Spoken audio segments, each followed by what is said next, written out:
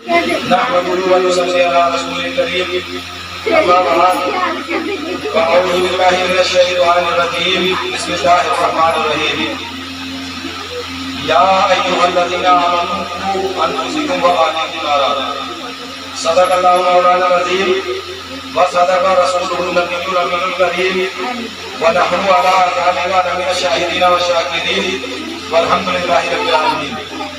کچھ لوگوں کی یہ سوچ ہوتی ہے، سب کے بارے میں نہیں کہہ رہا ہوں، کچھ ہوتے ہیں حقیقت میں چاہے وہ 100 میں سے ایک کیوں نہ ہو، یہ سوچ ہوتی ہے کہ کسی کا اگر کوئی پروگرام ہو جائے، جیسے کسی نے شادی کری، کوئی فنکشن رکھا تو ہم نہ جائیں گے تو اس کا پروگرام نہیں ہوگا. ارے ایسی بات نہیں ہے، یہ رسول اللہ کی محفل ہے، اس میں وہی آئیں گے جس کو رسول اللہ بلائیں گے. اب کوئی تو وہ ہے جو اپنا رشتہ اللہ اور رسول سے جوڑنا چاہتا ہے تو اللہ اور اس کے رسول کے ذکر کی محفل میں حاضر ہو جاتا ہے، اور کوئی وہ ہے کہ جس کو شیطان سے محبت ہے. اگر رات میں 2 بجے تک بھی ڈیجے بجائے ہو گلی میں تو گلی میں آنکھوں کی پلک نہیں جھپکا سکتی ہوں. عورتیں کچھ اس قسم کی ہوتی ہیں اور کچھ وہ ہوتی ہیں جو اللہ اور رسول کے ذکر کو سنتی ہیں. یہ تو اپنی اپنی قسمت ہے. جیسے آپ نے دیکھا ہوگا ایک ماربل پتھر ہوتا ہے، ماربل پتھر، تو وہی ماربل پتھر اگر مسجد میں لگا دیا جائے تو اس کی قدر اور قیمت بڑھ جاتی ہے، اور وہی ماربل پتھر اگر لیٹرین میں لگا دیا جائے تو اس کی قیمت ہو جاتی ہے. ایک ہی پتھر ہے، ایک ہی جگہ سے آیا، سب راجستھان سے آتا ہے، مکرانے سے، بس انتخاب الگ الگ ہے. بندے سب اللہ کے ہیں، سب انتخاب الگ الگ ہے. کوئی تو وہ ہے جو یہ چاہتا ہے کہ میرا رب مجھ سے راضی ہو جائے، میرا رسول مجھ سے راضی ہو جائے، اور کوئی یہ چاہتا ہے کہ شیطان ہم سے راضی ہو جائے. تو کچھ لوگ شیطان کو راضی کرنے میں لگے پڑے ہیں اور کچھ لوگ رحمان کو راضی کرنے میں لگے پڑے ہیں. اچھا ایک چیز اور ہمیشہ دھیان رکھنا، یہ کوئی ضروری نہیں ہے کہ بہت ساری بھیڑ ہو تبھی اللہ کی رحمت آئے گی. اگر 10 ہوں، 5 ہوں، 2 ہوں، اللہ کا ذکر ہو تو اللہ تعالیٰ کی مخلوق وہاں پر دوسری موجود ہوتی ہے.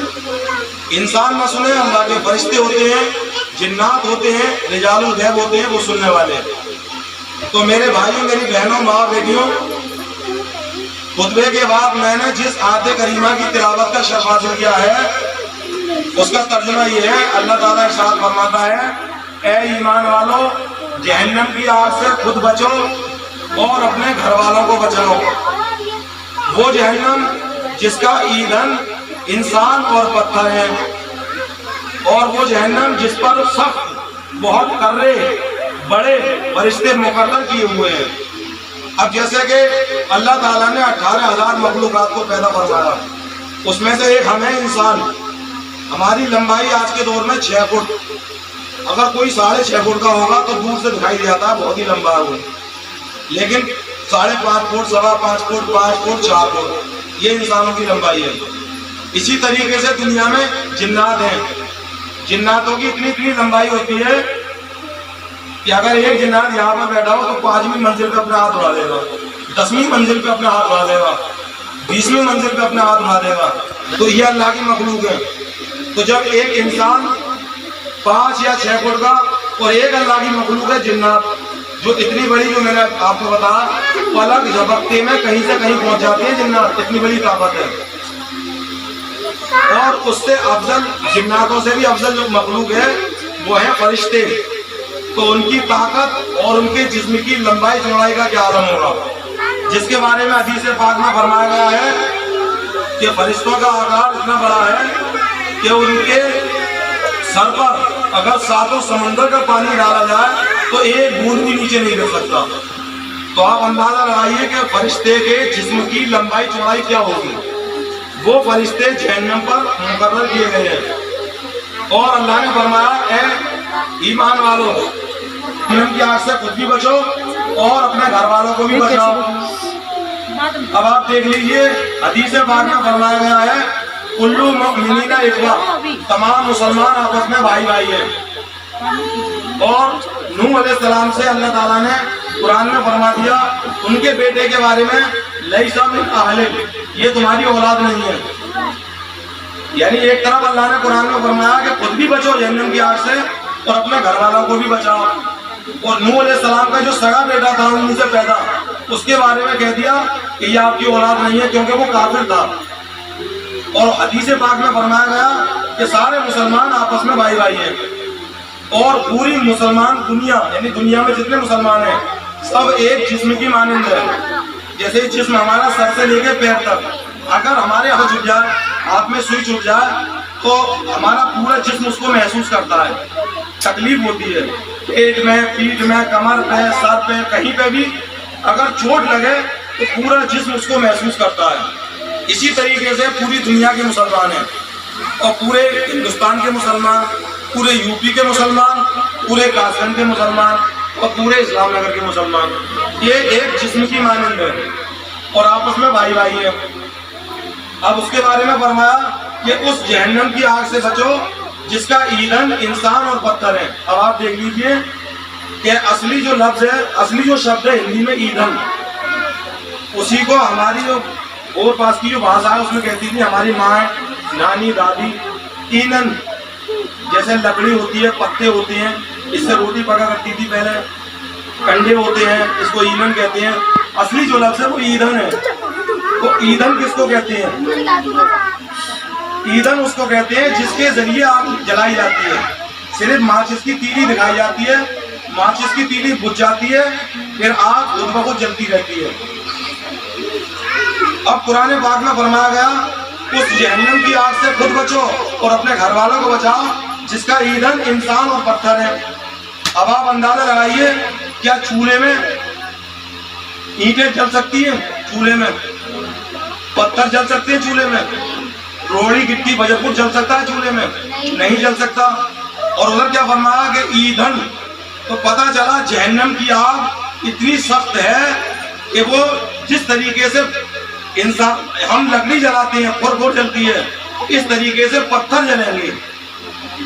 جب پتھر جلیں گے اتنی سخت آگ ہوگی تو ہمارا کیا بنے گا؟ ہمارا کیا حال ہوگا ہم گنہگاروں کا؟ اور جو لوگ اللہ اور اس کے رسول کے حکم پر لبیک نہیں کہتے، دین اسلام پر نہیں چلتے، اچھے کام نہیں کرتے، برے کاموں سے نہیں بچتے، تو ان کا کیا حال ہوگا؟ جب پتھر بھر بھر جلیں گے. سب سے چھوٹی آگ آپ دیکھیں، کچھ لوگوں کو کہتے ہوئے سنا ہے اور یہ کفر ہے. کچھ لوگ کہتے ہیں کہ کوئی نمازی اگر عورت ہو یا آدمی اگر کسی کو دین کی دعوت دے اور کہے کہ نماز پڑھا کرا کہ تو چلے گی جنت میں، اگر بے شک اس نے دوسرا لفظ نہ کہا لیکن اتنا کہا تو ہی چلا جانا جنت میں یا تو چلی جانا جنت میں، اس کے اپوزٹ فرق میں یہی ہے کہ ہمیں تو جہنمی کافی ہے. وہ جہنم کی آگ کو اتنا معمولی سمجھتی ہے اور سمجھتا ہے جس کا اندازہ بھی نہیں ہے. اور جب ایک ماچس جیسے کوئی بیڑی پیتا ہے اور بیڑی نہ بھی پیے، عورتیں چولہا جلاتی ہیں، گیس جلاتی ہیں ماچس کی تیلی سے. بعض وقت ایسا ہوتا ہے کہ ماچس کی تیلی جیسی نکلی تو ایک چنگاری اٹھتی ہے اس پہ سے، اور وہ چنگاری ماتھے پہ، ناک پہ، منہ پہ، آنکھ میں، کان میں، شریر پہ کہیں بھی ایسے لگتی ہے کہ آدمی ہو یا عورت بھڑبڑا جاتا ہے. ایک ماچس کی تیلی کی چنگاری برداشت نہیں ہو رہی ہے. ہم لوگ اتنا کمزور ہیں. اور روٹی جب پک رہی ہوتی ہے اور بھاپ لگ جاتی ہے تو اچھل جاتی ہے عورت، آدمی اچھل جاتا ہے. تو ہم اتنے کمزور ہیں. اچھا سب سے چھوٹی آگ ہوئی ماچس کی تیلی، اس سے تھوڑی سی بڑی مان لو تو گیس، اس سے اور بڑی مان لو تو چولہا، اس سے اور بڑی مان لو تو تندور، تندور کے بعد میں اس سے بڑی اگر آگ دیکھا جائے تو جیسے مان لو گولی جلائی جاتی ہے تو وہ پھر بھی تندور سے زیادہ بڑی ہوتی ہے. اور اس سے بھی بڑی آگ جیسے کہیں لگ گئی، اتفاقیہ فیکٹری میں آگ لگ گئی، کہیں بسفوٹ ہو گیا، کہیں پیٹرول کی ٹنکی میں آگ لگ گئی، وہ بہت اس سے بڑی ہو گئی. اتنی آگ جو میں نے گرائی، ماچس کی تیلی ہو، لائٹر ہو، گیس ہو، چولہا ہو، تندور ہو، ان میں کوئی مائی کا لال دنیا میں ایسا پیدا نہیں ہوا ہے جو پتھر کو ڈال دے اور پتھر خود جلنے لگے. اتنی بڑی بڑی آگ میں پتھر نہیں جل سکتا. تو آپ اندازہ لگائیے وہ آگ جہنم کی کتنی سخت ہوگی کہ پتھر کو جلائے گی.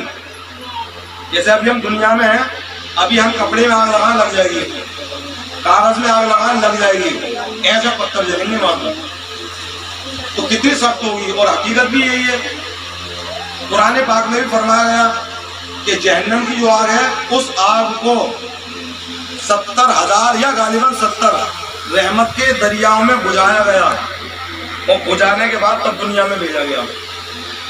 اب کیسے بجھایا گیا؟ کچھ لوگ وہ ہوں گے جو کبھی لوہار کی دکان پہ گئے ہوں، جو گرم کام کرتے ہیں، ان کے یہاں پہ آپ نے دیکھا ہوگا جب لوہا گرم کرتے ہیں اور اس کو پیٹ دیتے ہیں، اور پیٹ کے جب وہ لال پن تو ختم ہو جاتا ہے لیکن گرماہٹ رہتی ہے، تو اس کو کیا کرتے ہیں، اٹھا کے پانی کی بالٹی میں ڈال دیتے ہیں، اور جب وہ غبارے چھوڑتا ہے اس کے بعد میں اس کو نکال کے باہر رکھ دیتے ہیں. غبارے چھوڑنے کے بعد فوراً نکلا ہوا اگر کوئی ہاتھ میں پکڑ لے گا اچھل جائے گا. غبارے نکلنا بند ہو گئے، لال پن ختم ہو گیا، لیکن آگ اب بھی موجود ہے اس میں. اسی طرح سے جہنم کی آگ تھی، جہنم کی آگ کو رحمت کے ایک دریا میں ڈبویا، یہ سمجھ لو کہ ٹھنڈی پڑ گئی وہ آگ، پھر اسے وہاں سے نکالا، دوسرے میں ڈالا تو وہ پورا پانی گرم ہو گیا، پھر دوسرے میں ڈالا وہ بھی ٹھنڈی پڑ گیا، جب باہر نکالا تو وہ پانی گرم پڑ گیا. اس طریقے سے رحمت کے دریا میں دونوں لوگوں کے نکلایا گیا. تو میرے کہنے کا مطلب مقصد یہ ہے کہ ہم آپ سب بہن بھائی ہیں. ہماری بیوی ویسے بیوی ہوتی ہے لیکن اسلامی نقطۂ نظر سے، لیکن ہاں یہ دھیان رکھیں کوئی بھی میری تقریر ہے وہ بھی اور یہاں بھی کوئی بھی اپنی بیوی کو بہن نہ بتا دے، نکاح ٹوٹ جائے گا. یہ بھی مسئلہ ہے، تبھی تو میں بول رہا ہوں. وہ آدم علیہ السلام کی اولاد کی وجہ سے بتا رہا ہوں نا کہ ہم سب بہن بھائی ہیں، کل مومنین اخوہ کے تحت. لیکن ویسے بیوی وہ ہوتی ہے جس سے نکاح ہوتا ہے، ٹھیک ہے. تو آج ہم نے دیکھا ہے جیسا کہ ہماری عالمہ صاحبہ اتنی دور سے کیوں آئی، انہوں نے بتایا کہ ہمارے ماں باپ کا ہم پر بھروسہ ہے، اس لیے انہوں نے اتنی دور بھیج دیا کہ یہ ہمارے جو ہم نے ان کو سکھایا ہے، جیسا اخلاق آداب کردار بنائے ہیں، جیسی ان کی تعلیم اور ترقی کری ہے، جیسا ان کو پڑھایا لکھایا سیکھا ہے، تمیز تہذیب سکھایا ہے، اس پہ ہم کھڑے اتریں گے. اور انشاءاللہ کھڑے اترنا چاہیے، اتریں گے، اور سب کو ہی اترنا چاہیے. تو ہماری جتنی بھی بہن بیٹیاں ہیں، برقع اوڑھنا الگ بات ہے، برقعے کے علاوہ جیسا میں کہوں تو کوئی کہے گا آپ بھی سوچ سکتے ہیں، ویڈیو والے بھی سوچ سکتے ہیں، آنکھوں کو کھوڑ نہیں دیا جائے گا نہ بند کر دیا جائے گا. کچھ وہ ہوتے ہیں جو نہیں کہتے اور کچھ وہ ہوتے ہیں کہہ دینا چاہیے. جیسے مثال کے طور پہ کسی کا کہیں کسی جگہ ایسی جگہ، جیسے ہم مرد ہیں، ہمارا جسم جو ہے ستر عورت ہے، کتنا ٹنڈی اور گھٹنے تک، ناک سے لے کے گھٹنے تک، یہ ستر عورتیں ہیں چھپانے کی جگہ. اور عورت جو ہے وہ پوری کی پوری عورت ہے یہ چھپانے کی جگہ. اب کوئی مرد ہو یا عورت، اگر کسی کا کسی غلط جگہ پر کوئی کپڑا ادھڑ گیا، اسے نہیں معلوم ہے اتفاقی طور پہ، یا آپ نے دیکھا ہوگا کوئی عورت یا آدمی ایسا کر کے بیٹھے زمین پہ تو دامن کو اٹھا کے بیٹھتے ہیں، اور وہ چلے پھر انہوں نے دھیان نہیں رہا کہ دامن کو بھی گرانا ہے، وہ چلے چلے آ رہے ہیں.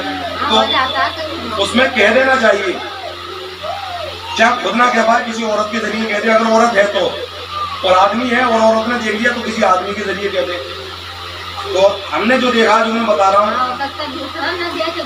ہاں اب جیسے مثال کے طور پہ ایک عورت بیٹھی یہاں پہ، اس نے دامن اٹھایا اور وہ چلی، اب تک 2 نے دیکھا 5 نے دیکھا، جب تک آپ نے نہ بتایا وہ چلی گئی تو 100 دیکھیں گے، ارے 5 بھی بیتے گی.